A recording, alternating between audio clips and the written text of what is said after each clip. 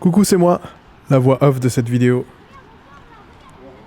Vous êtes plusieurs à me demander de publier une session de surf en entier.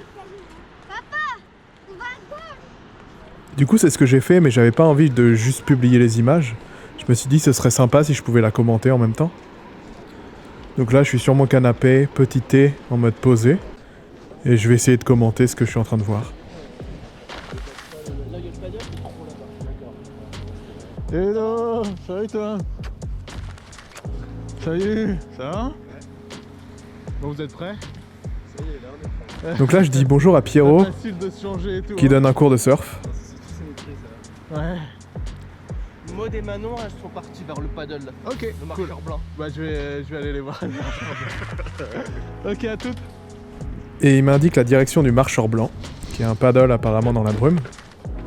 Et c'était une session un peu spéciale, parce qu'il faisait très froid dans l'air. Peut-être qu'il faisait 2 à 5 degrés, mais très chaud dans l'eau. L'eau était, je crois, à 16 degrés, il me semble. Donc il y a une sorte de brume au-dessus de l'eau, qui donne une atmosphère vraiment spéciale. Et c'est assez magnifique en vrai.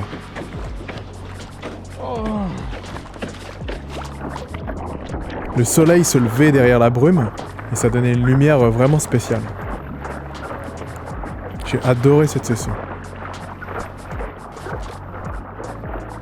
Alors si vous attendez à des énormes vagues, à des gros tubes et des gros airs, je pense que vous regardez pas la bonne vidéo.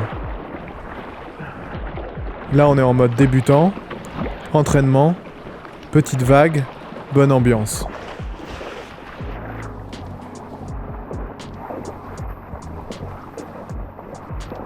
Aussi, tout ce que je dis dans cette vidéo n'engage que moi. Je suis pas du tout un pro surfeur, je suis pas un prof de surf. Je suis juste un gars qui essaye de surfer comme il peut. J'explique 2-3 trucs que j'ai compris, mais pas plus.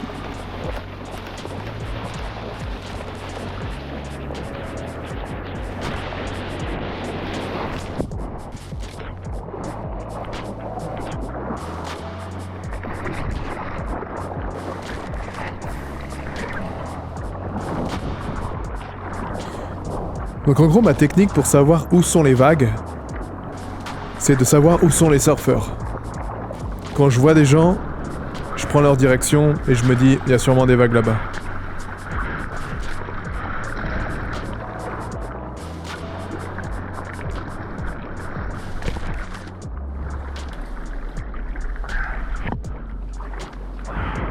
Et comme on peut le voir, on voit pas grand-chose.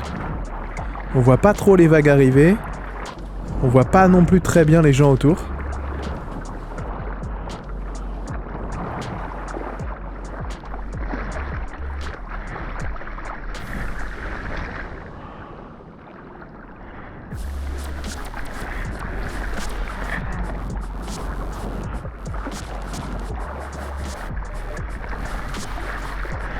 Le marcheur blanc.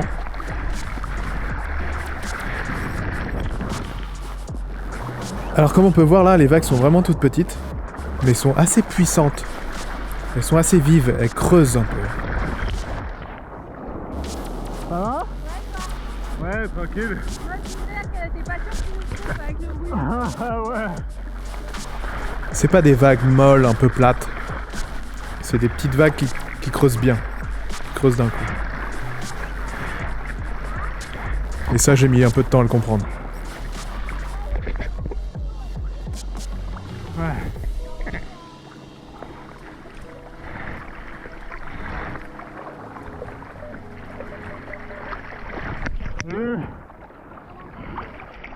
Je dis bonjour aux gens sur le spot. C'est pas un peu la moindre des choses de dire bonjour aux gens sur les spots? Je sais pas, j'ai l'impression que personne se dit bonjour. Une fois, je suis allé surfer à Tahiti et j'ai halluciné à quel point tous les gens sur le spot étaient absolument adorables. Les gens, ils me checkaient pour me dire bonjour. Ouais. Ouais, c'est fou, hein. Ouais. La lumière est sublime. Donc là, je viens d'arriver. Je me dis que les vagues doivent être à peu près dans cet endroit-là. On voit que c'est assez plat, la série n'est pas là. Et je pense que ce que je vais faire, c'est juste analyser les premières vagues qui passent pour voir où est-ce qu'elles cassent et où est-ce qu'il faut que je me place. Et là, on en voit une qui arrive. Donc j'essaye pas de la voir, je regarde où elle casse et je regarde la mousse. C'est-à-dire que là où il y a de la mousse, ça veut dire que la vague a cassé. Et ça m'aide à me placer. Donc là, je comprends que je suis pas très bien placé, je recule un peu.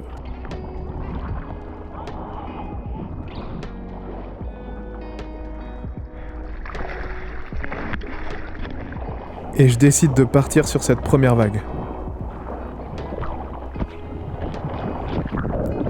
Et c'est une catastrophe. Ce qui s'est passé sur cette vague, en fait, c'est que j'ai juste piqué du nez. Parce que je m'attendais pas à ce qu'elle lève si fort d'un coup. On voit bien là que ça casse un peu d'un seul coup. Donc je me suis dit, il faut que je me place différemment. Et aussi, un autre truc, c'est que j'ai tendance à être trop allongé sur ma planche.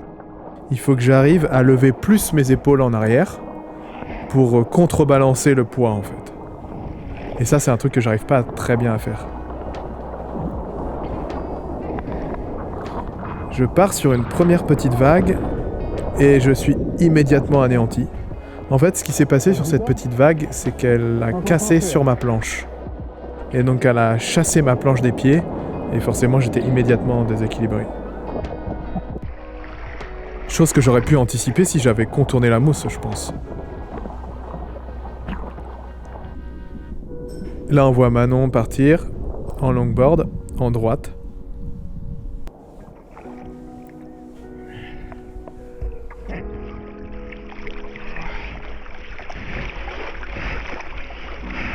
Cette brume rend la session tellement spéciale.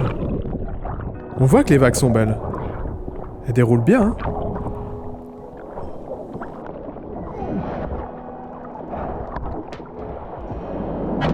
Il faut savoir aussi que j'ai aucune technique pour passer les vagues. C'est-à-dire que j'arrive pas à faire un canard avec cette planche, avec aucune planche d'ailleurs. Et des fois quand elle creuse trop, j'arrive pas à passer par-dessus. En tout cas, ce que je fais quasiment tout le temps, c'est que je tiens ma planche quand je passe sous la vague. Il n'y a rien de pire de ramer derrière quelqu'un et de voir sa planche qui arrive droit sur nous. Donc j'essaye de toujours garder ma planche avec moi et toujours tenir ma planche.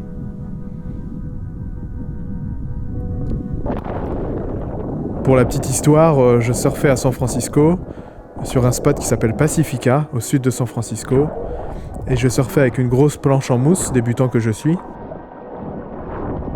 J'ai lâché ma planche dans une vague, et derrière moi, il y avait un vieux monsieur de 50 piges à peu près, qui m'a engueulé comme pas possible, en me disant « on ne lâche jamais sa planche ».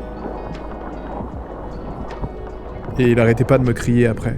« Hold your board !»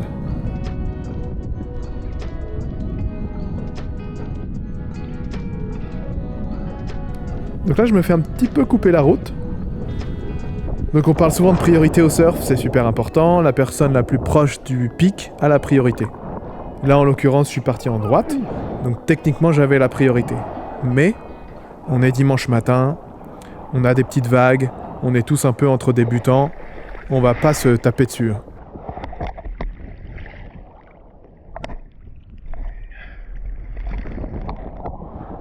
Il faut savoir quelque chose, j'ai coupé ces plans-là, mais pour éviter que j'ai des gouttes sur la GoPro, je lèche la lentille de la GoPro.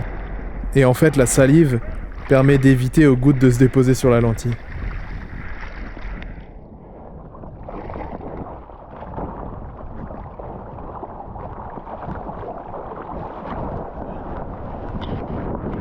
Alors là, j'ai analysé par où partait la personne. J'ai vu qu'elle partait en gauche, donc j'allais pas l'embêter et partir aussi en gauche. Donc j'ai décidé de partir en droite. C'était pas forcément le meilleur choix, puisque la vague a cassé un peu devant moi.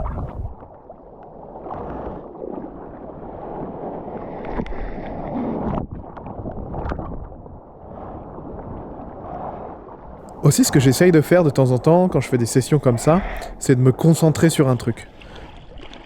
Par exemple, je me dis, cette session, je me concentre sur mon take-off. peu importe comment je prends la vague, si j'arrive pas à la prendre, si j'y arrive, j'essaye de faire un beau take-off à chaque fois. Des fois, c'est sur mon virage. J'essaye de terminer ma vague avec un virage pour améliorer mon contrôle de la planche.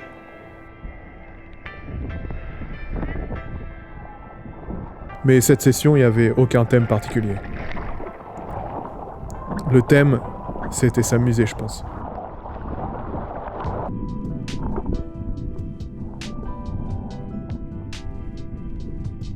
Donc on peut voir là que ma main est très mal placée sur ma planche au moment de mon take-off. Parce que ma main gauche attrape le rail de la planche.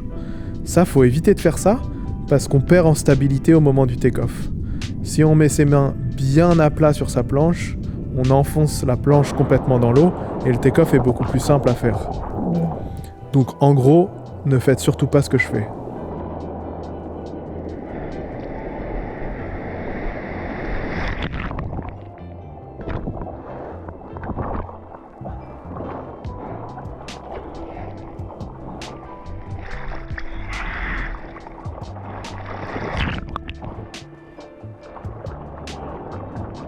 Donc pour l'instant, il n'y a pas de vague mythique. Juste, j'essaye de tâter un peu le terrain, d'essayer de comprendre comment ça fonctionne, de voir si c'est mieux à gauche, à droite, de voir quelle vague il faut que je sélectionne aussi.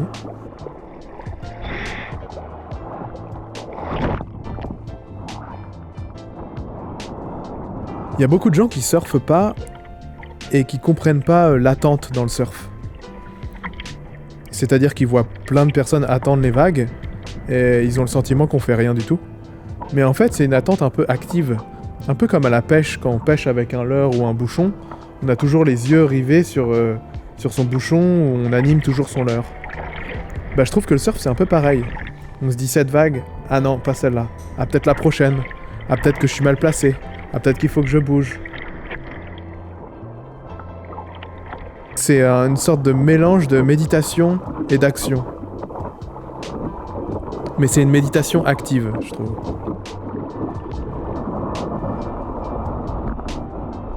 Donc là, je pars et on voit que j'ai mis du temps à faire mon take-off. Parce que ce qui s'est passé, je pense, c'est que j'étais pas dans la vague complètement. Et j'ai attendu, avant de me lever, pour bien sentir que la vague était en train de me propulser. Une fois que j'ai senti que j'étais dans la vague, j'ai décidé de me lever. On a vu aussi sur cette vague que j'ai essayé un peu de pomper dans la vague pour gagner de la vitesse, ce que j'arrive pas très bien à faire, parce que j'ai peur de tomber. Et donc on voit que je suis pas super confiant, que j'essaye de pomper doucement, mais je me dis oh là là, si je fais des gestes trop brusques, je vais tout de suite tomber de ma planche.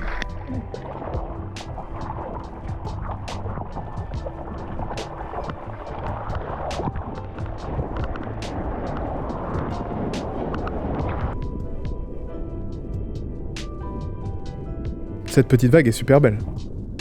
On voit que ma planche est partie tout droit, c'est-à-dire que je suis allé tout droit face à la plage pour être sûr d'avoir cette vague et ensuite j'ai fait mon virage.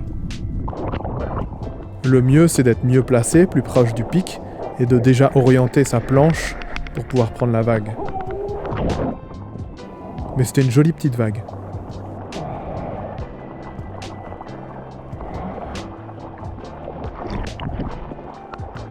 Quelle planche je suis en train de surfer? C'est une excellente question. Je suis en train de surfer une 7.6 du shaper Jimmy Lewis, qui est un shaper de Maui, à Hawaï.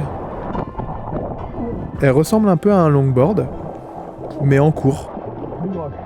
Du coup, c'est très facile à ramer, très facile à partir sur les vagues, très stable une fois qu'on est dessus. Mais en même temps, on garde un peu de contrôle parce qu'elle n'est pas trop longue. Donc elle est assez facile à manier.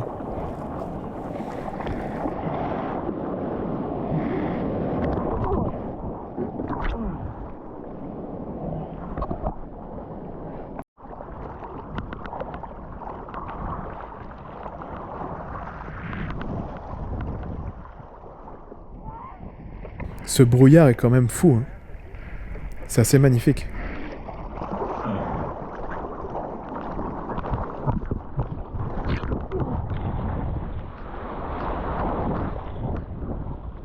Donc là, c'est un échec. C'est aussi utile de regarder les autres surfeurs pour comprendre à quel moment ils partent sur la vague. Et du coup, essayer de partir où ils sont partis s'ils ont réussi à prendre la vague.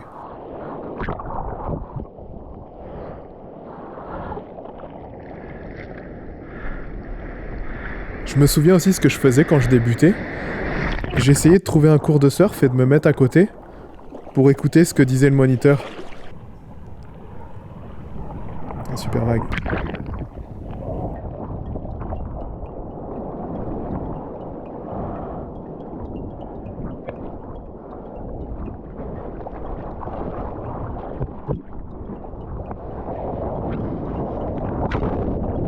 Donc ça, typiquement, c'est une vague complètement inutile. Je me suis levé un quart de seconde et la vague a tout de suite fermé. Donc ça servait pas à grand chose.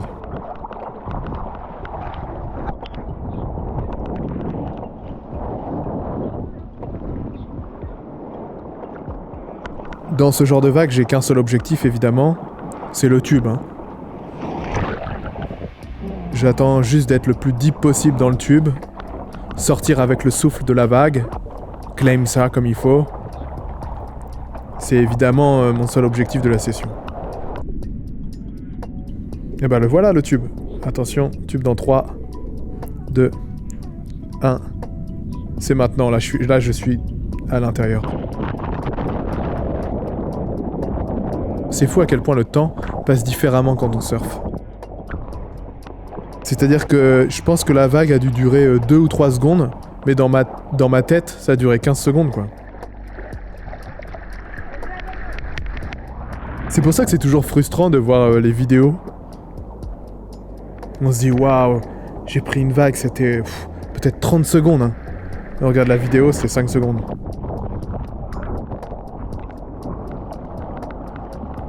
C'est aussi pour ça que je mets tout au ralenti. Ça correspond plus à ce que j'ai dans la tête. Je vois la vague, je fais demi-tour. Donc pour pouvoir faire demi-tour facilement, je me mets bien en arrière de ma planche. Comme ça, j'arrive à plus facilement la lever et la pivoter.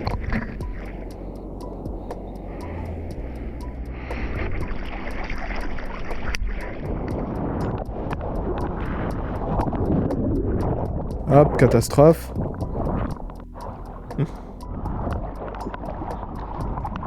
En fait, ce que je fais, c'est vraiment pas à faire. Parce que je m'épuise en faisant tout ça. Je prends tellement de vagues qui sont mauvaises, mon choix des vagues est tellement mauvais que je m'épuise vu que j'essaye de ramer à chaque fois pour essayer de les prendre. Vaut mieux prendre quelques vagues bien choisies que plein de petites vagues mal choisies. Comme ça, la session dure plus longtemps, tout simplement. Donc, encore une fois, ne faites pas ce que je fais. Il me semble qu'à ce moment-là, la personne qui est juste devant moi va prendre une vague. Non, pas du tout.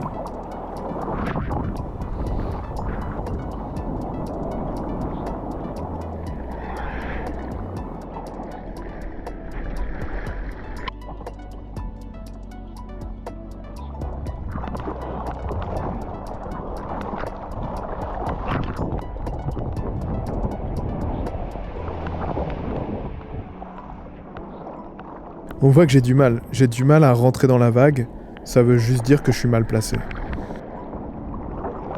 Et j'ai une forme d'impatience, c'est-à-dire que je veux à tout prix prendre des vagues, du coup je me recule, et quand la série arrive, je suis trop loin. Cette vague est belle, encore un tube. Hop, là je rentre dans le tube, et je ressors doucement.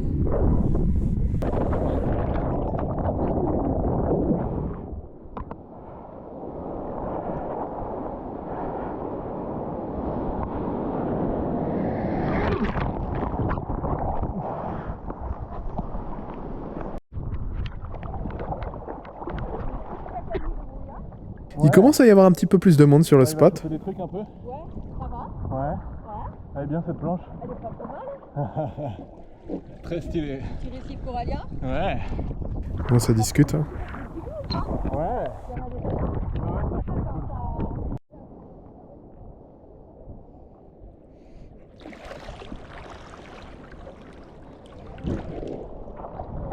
qui est marrant aussi, je trouve qu'il y a une sorte de jeu où on essaye d'estimer si les personnes qui rament vont réussir à prendre la vague. En se disant, s'ils n'y arrivent pas, peut-être que moi je vais pouvoir la choper à leur place.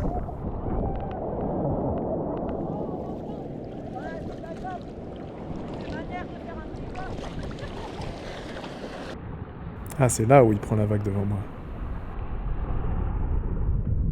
Donc cette personne, elle a une très grande planche, ce qui permet de prendre la vague avant qu'elle se casse. Elle n'a pas besoin d'être juste au pic pour pouvoir la prendre. C'est un peu pour ça que beaucoup de débutants ont des grandes planches, pour pouvoir prendre la vague le plus tôt possible.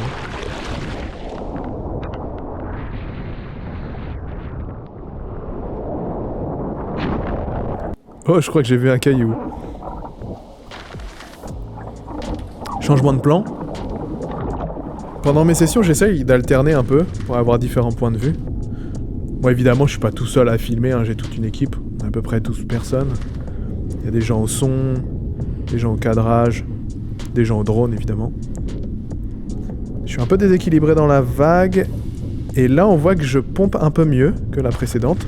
C'est-à-dire que je descends et je monte dans la vague, du moins j'essaye, ce qui me fait gagner en vitesse, et ce qui permet que la vague ne casse pas sur ma planche.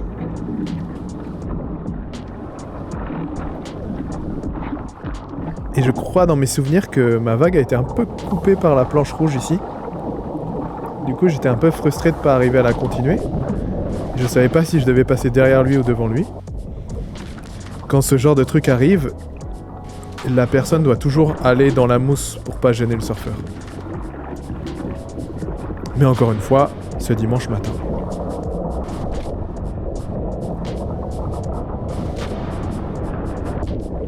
Hop, je repars directement sur cette vague qui casse devant moi.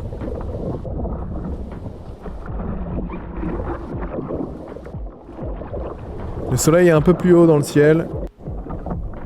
On commence à être un peu plus tard dans la matinée, il commence à y avoir un peu plus de monde.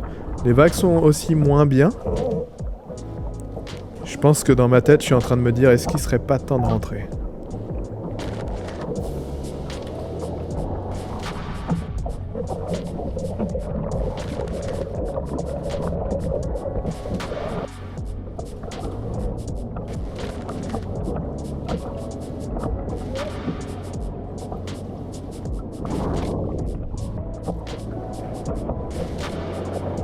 C'est fou à quel point la confiance en soi est un énorme facteur dans le surf. Il faut être confiant en ses skills, confiant dans notre réaction par rapport aux autres. Par exemple là, j'ai senti qu'ils allaient pas prendre cette vague et je me suis dit peut-être que j'ai une opportunité, je peux y aller. Et je trouve que je fais beaucoup d'erreurs, ou en tout cas je faisais beaucoup d'erreurs par manque de confiance en moi. Et la seule solution, je pense, pour arriver à emmagasiner de la confiance en soi, c'est d'aller surfer, quoi. D'arriver à connaître sa planche, à connaître les spots aussi, connaître les gens. Quand on va surfer à 4 ou 5, c'est pas la même chose que quand on va surfer tout seul. Et tout ça, je pense, participe à augmenter la confiance en soi. Après, je pense que c'est un peu comme ça dans tous les sports, en vrai.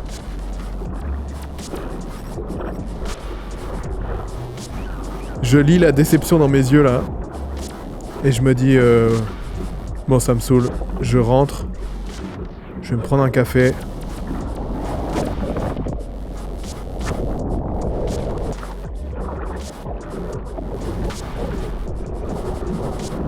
Et voilà, je prends la petite vague pour rentrer à la maison.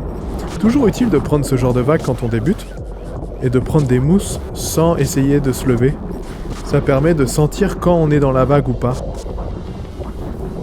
Quand la vague nous porte. Et quand elle nous porte, c'est là où on peut se lever. Bon, j'espère que vous avez kiffé. Dites-moi en commentaire si c'était le cas. Plein de bisous à vous.